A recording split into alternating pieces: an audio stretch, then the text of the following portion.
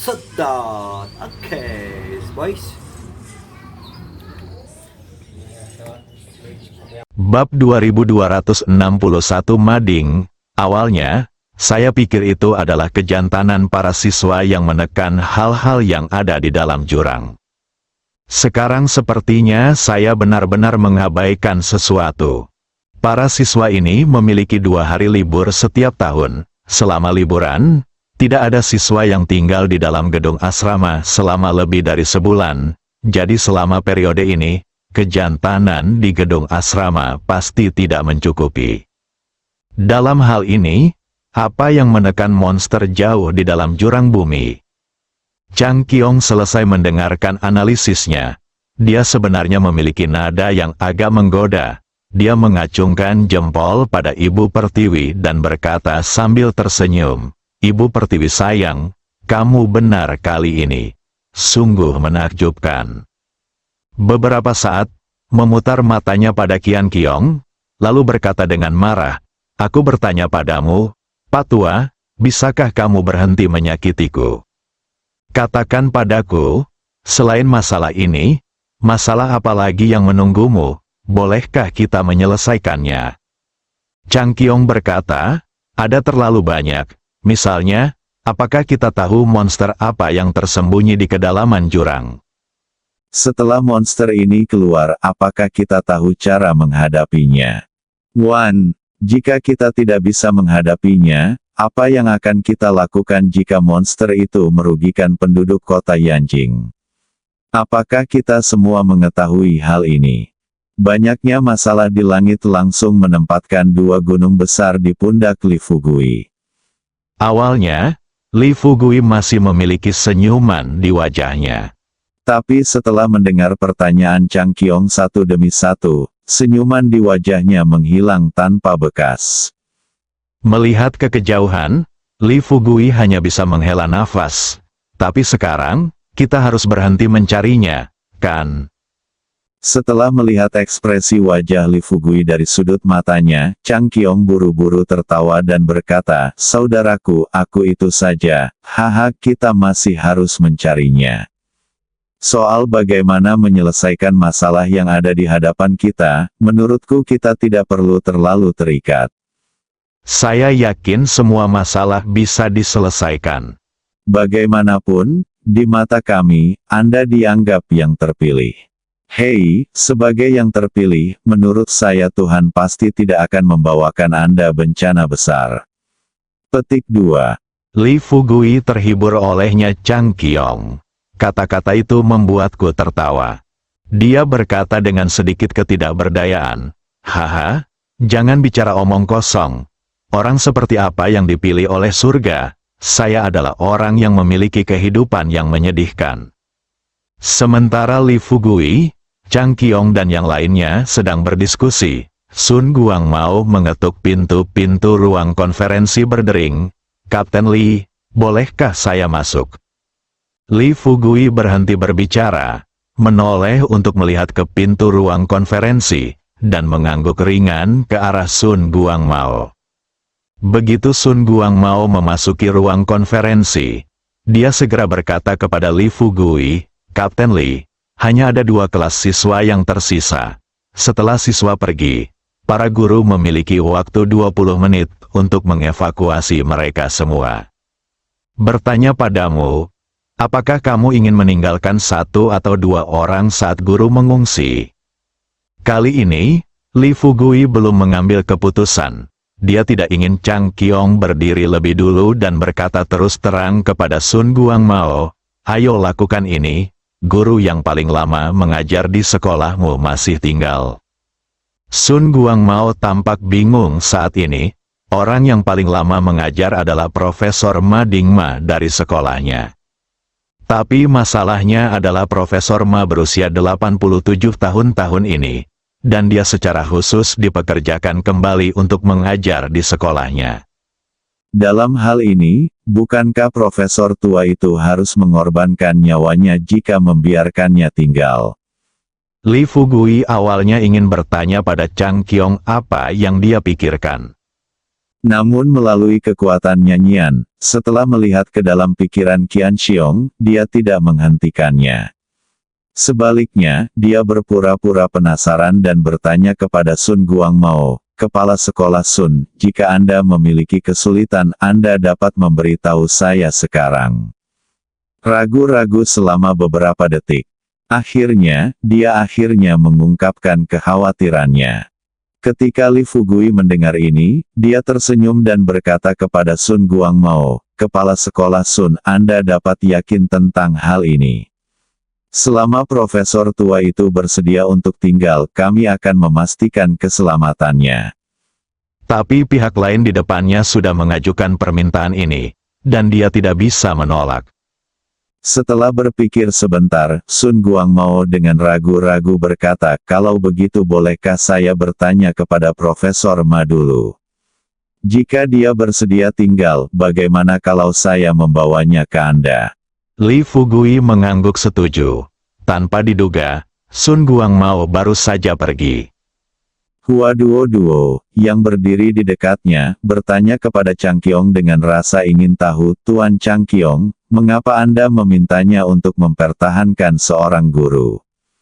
Sun Guangmao berkata sambil tersenyum, Direktur Hua, ada beberapa hal yang mungkin tidak Anda ketahui di suatu tempat seperti sekolah. Setelah 1 tahun, ada banyak hal yang sering tidak diketahui orang luar. Semakin tua kita, semakin baik kita. Memahami situasi internal sekolah, Li Fugui sangat setuju dengan kata-kata Chang Qiong.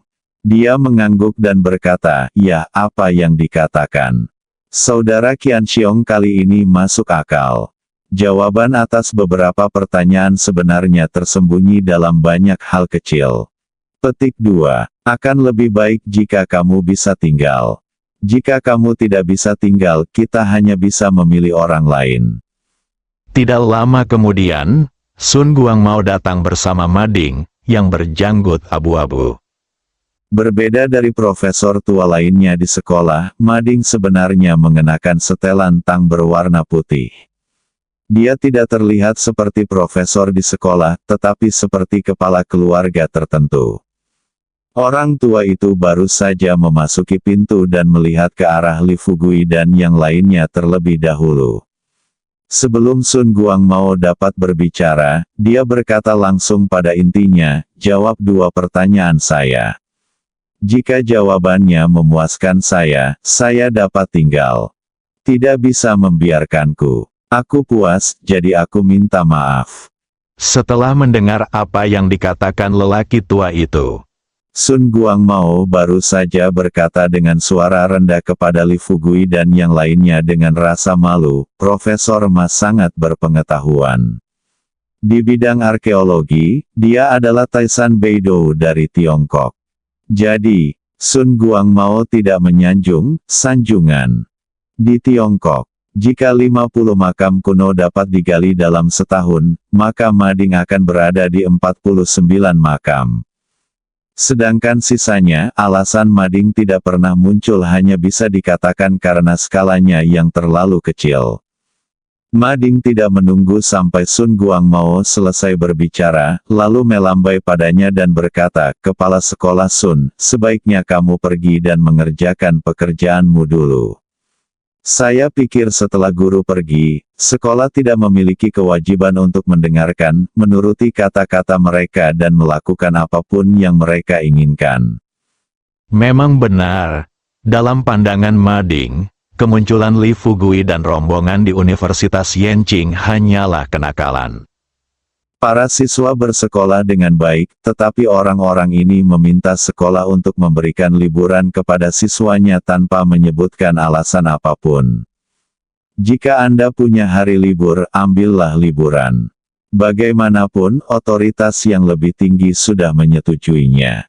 Namun di luar dugaan, para pelajar yang seharusnya pulang tersebut dijemput oleh 3 keluarga besar dan diatur untuk menginap di sebuah hotel.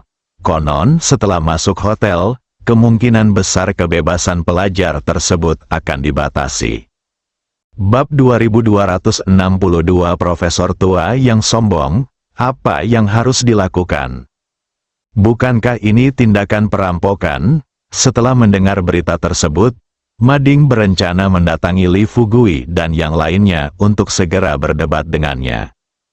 Tapi kemudian saya memikirkannya, saya sudah berumur 87 tahun, berapa tahun lagi saya bisa hidup? Apalagi seperti pemikirannya di atas, departemen terkait sudah menyetujuinya. Kalau dia berdiri dan berbicara pelan-pelan, apa yang bisa diubah? Tanpa diduga, saat dia hendak meninggalkan sekolah karena marah, Sun Guangmao justru menemukannya dan memintanya untuk tetap di sekolah untuk membantu Li Fugui dan yang lainnya. Menghadapi situasi ini, Ma Ding menjadi semakin marah.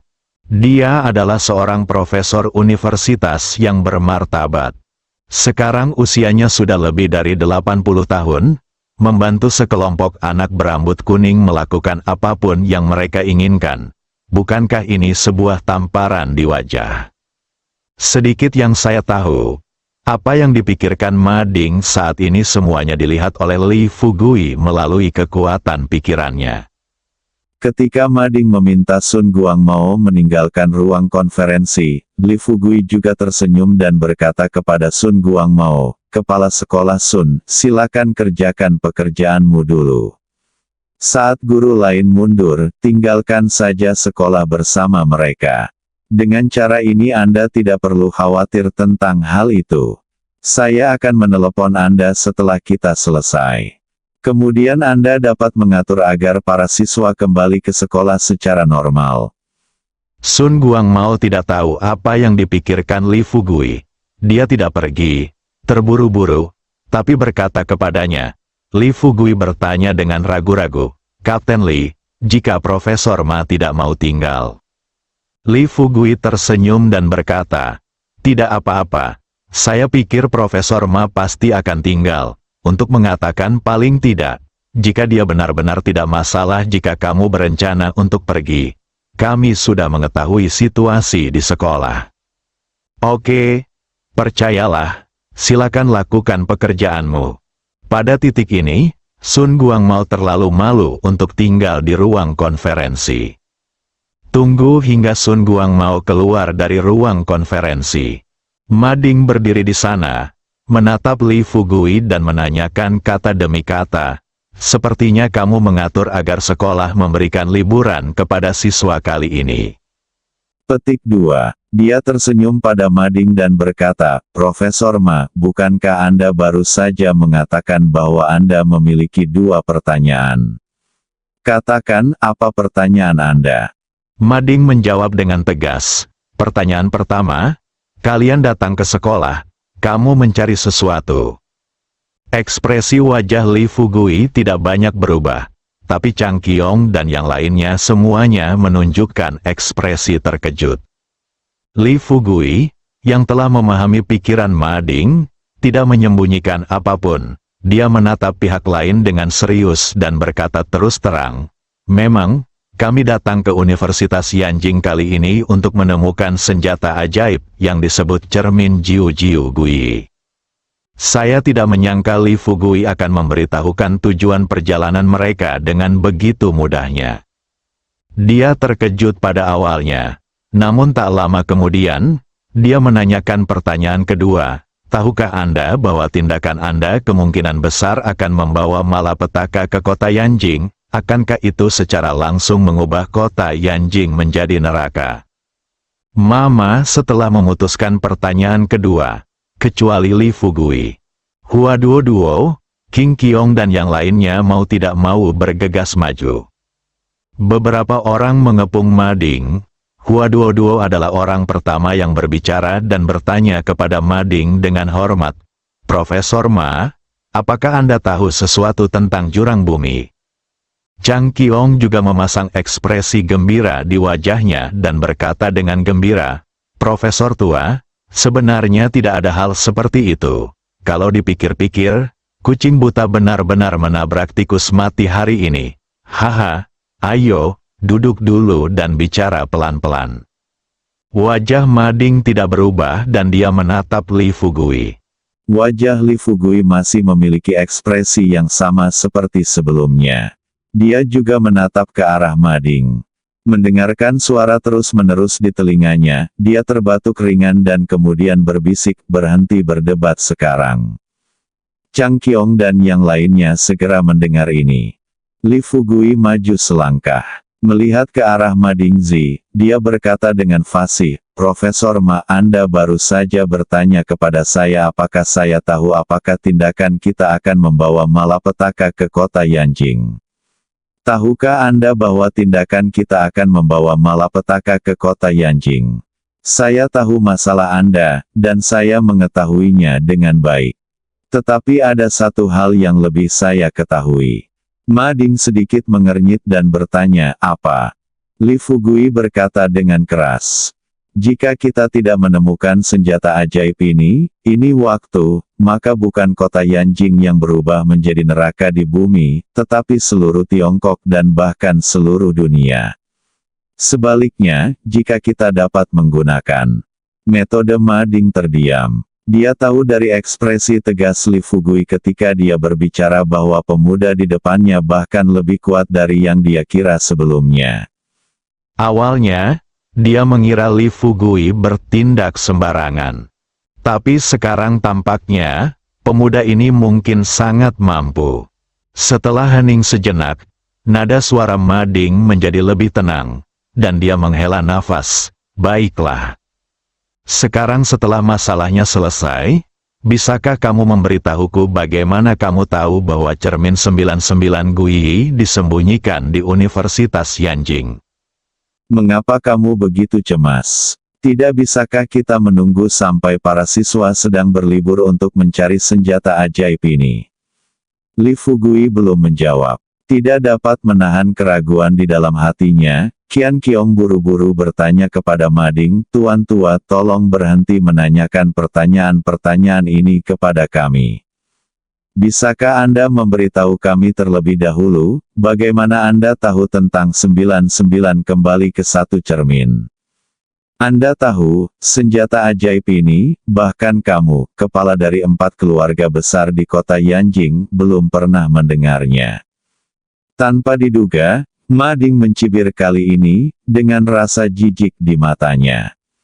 Setelah perlahan duduk di kursi di sebelahnya, dia berkata dengan tenang, "Meskipun saya tidak tahu hubungan apa yang Anda miliki dengan 4 keluarga besar, saya tidak takut untuk memberitahu Anda bahwa di mata saya, orang-orang ini bukanlah apa-apa." "Tidak. Tentu saja mereka mungkin lebih kaya dariku. Tapi berapapun uang yang mereka punya, apa gunanya? Mungkin di mata orang luar, mereka memang lebih mulia dariku, tapi nyatanya kalau aku berencana untuk melakukannya. Tinggal di kota Yanjing, saya yakin tidak ada yang bisa menghentikan saya untuk bangkit." Setelah Li Fugui memahami pikiran Ma Ding karena meditasinya, dia tahu bahwa lelaki tua di depannya tidak sedang membual. Tapi Chang Qiong dan yang lainnya tidak bisa menahan tawa kali ini. Terutama Tuan Teng Snack di sebelahnya tertawa dan berkata, "Tuan tua, apakah Anda berbicara terlalu keras? Mari kita tidak membicarakan tentang keluarga Ning dan keluarga Qi, keluarga Lian dan keluarga Jiao. Bagaimanapun juga, keluarga adalah keluarga, mendapat dukungan dari sekte tersebut, sehingga mereka dapat berkembang menjadi sekuat sekarang dalam waktu singkat. Tetapi menurut Anda, bukankah ada dukungan dari sekte di baliknya?" "Haha, saya Amteng. Pemimpin sekte ular, saya tidak tahu apa-apa lagi, tapi saya tahu bahwa sekte tersebut menghidupi keluarga berdasarkan keuntungan. Dan Anda hanyalah seorang profesor universitas. Berapa banyak uang yang dapat Anda hasilkan dalam setahun? Bukannya aku, Teng Se, meremehkanmu. Selama semua penghasilanmu diberikan kepada sekte dalam 1 tahun, tidak ada sekte yang akan memandangmu dengan serius." Bersambung.